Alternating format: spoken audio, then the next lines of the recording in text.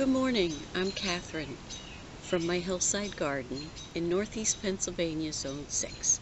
Today is May 12th and we're going to take a walk around the garden. I have some jobs that I need to get done and I want to bring you along with me. Some of the things since my last long visit on May 2nd, we've had several frosts, which were a little bit of a surprise, but after the first one I kept the covers available so that way the tomato plants would be protected. It wasn't really bad frosts, but it was enough. I'll show you the basil, because that was touched by a little bit of frost, but everything else, even that one tomato plant, the roughneck golden tiger that was left out by accident, seems to have done well. So it wasn't a real hard frost. So let's get started. We're going to pick some of these radishes. They're ready to come out. So since this is in our carrot bed, we're going to be very gentle. Just wiggle them out. Try not to disturb the carrots too much. Look at that. Isn't that a beautiful radish to start the day with? So that'll be nice in salads this weekend. Just very gently. And oh, look at how nice and long that root is on there. This will open up the area for the carrots to continue to grow. So it's always good to interplant when and where you can. Pull out these couple of weeds as we go along. And we didn't let the radishes get too big, which is something that happens from time to time. Oh, that one looks like it could stay. I'm not going to pull that one. Let's look at this one over here. We like our radishes a little bit on the smaller side. They seem to not be quite as spicy. And just look at that. Isn't that gorgeous? These are French breakfast radishes. That's why they're long like that. It's the type of radish that they are. So, ooh, this one's real close to a carrot. Oh, they look like they're in the same hole. And look at this. Look at that root on that. See why container gardening can be so nice? You get lovely roots on things. So let me finish pulling out the rest of these and I'll bring you back when I'm done. We've pulled out a nice little bunch of radishes to have with dinner tonight or salads this weekend.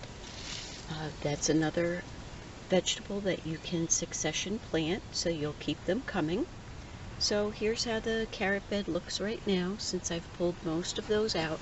I did leave some of them behind because you can't really see the bulb on the top yet, so I've left them in. I just wanted to show you this, which I thought was really neat.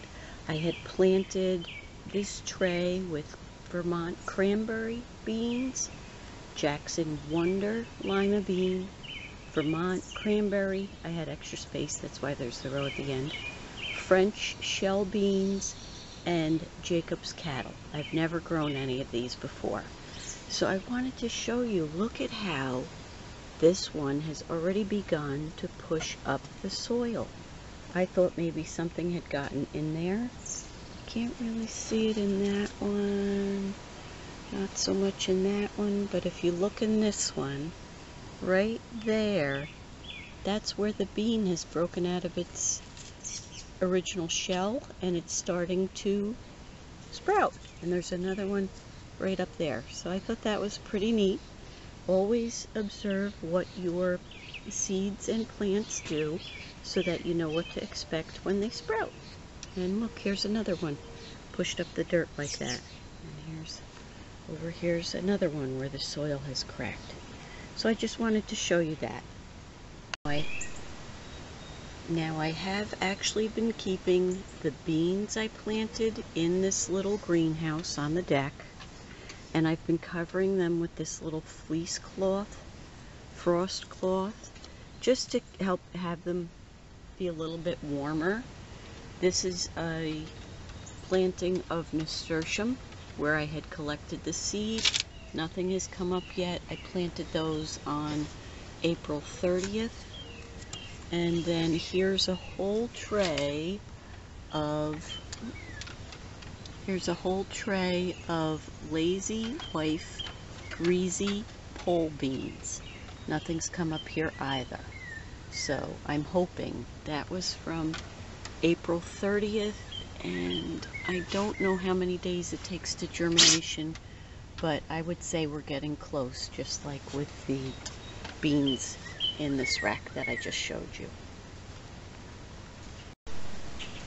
Here's a quick look at the gutter garden.